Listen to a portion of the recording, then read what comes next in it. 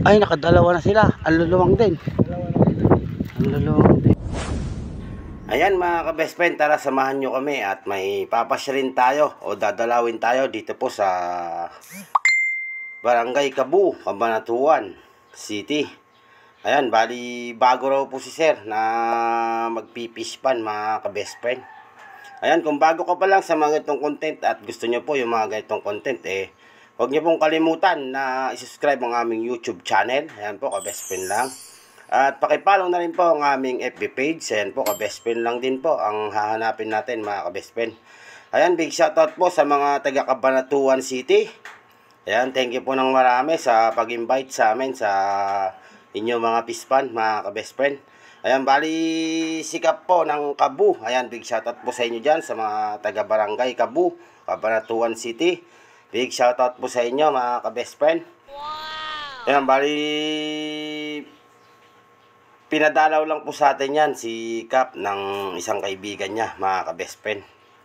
At pinuntahan po natin siya para makita po natin yung area niya kung ano na po ba yung lagay ng kanyang pispan. Bali yan nga po, naghuhukay pa nga lang po yung bako ni Kapitan.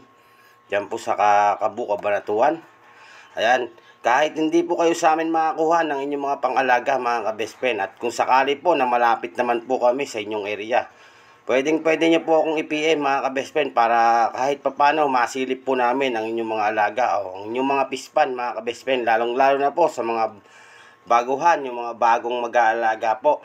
Para kung sakali po mga ka-best friend may masabi pa po namin yung mga kulang ninyo o sakali po sa inyong mga pispan mga ka-best friend. Katulad po niyan si Kapitan, baya nag-suggest po tayo dyan ng mga magagandang suggest para sa kanya. Ayan, Kap, kahit hindi ka po sa amin makakuha ng yung pangalaga, huwag ka pong mahihiyang mag-PM sa amin, wala pong problema yon kasi ganyan na po yung araw-araw naming trabaho mga ka-best friend. Kumbaga po, ginaguide po namin yung mga tao. Kahit tayo po, wala pong bayad sa mga ganyan mga ka-best friend.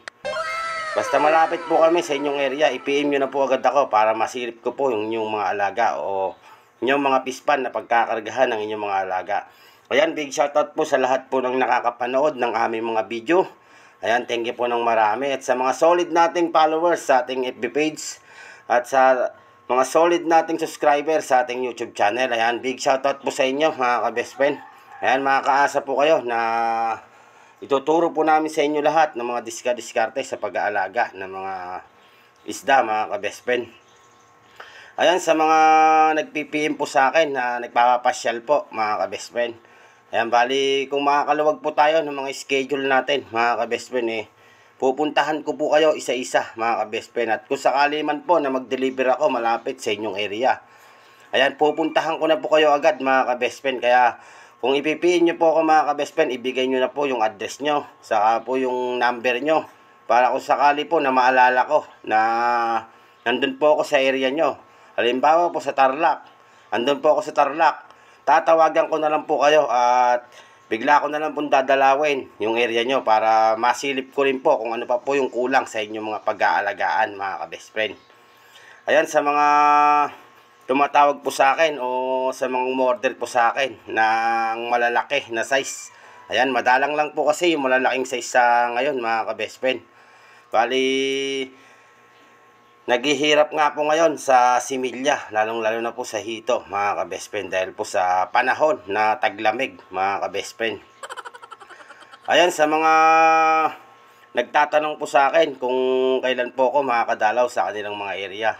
Ayan, bali ipipm ko po kayo o kaya tatawagan ko po kayo mga ka-best friend para maset po natin kung kailan tayo pupunta sa area nyo. Ayan, sa mga gusto pong mag-alaga na mga good quality fingerlings, mapahito po yan o mapatilapia. Ayan, mag-PM lang po kayo sa akin mga ka-best friend at bibigyan ko po kayo ng mga quality na mga pang-alaga nyo. At i-guide ko po kayo kung ano po yung dapat ninyong gawin sa araw-araw para iba po kasi yung meron po kayong katuwang sa inyong pag-alaga. At yun lang, salamat and God bless. Ingat po tayo sa araw-araw. Thank you.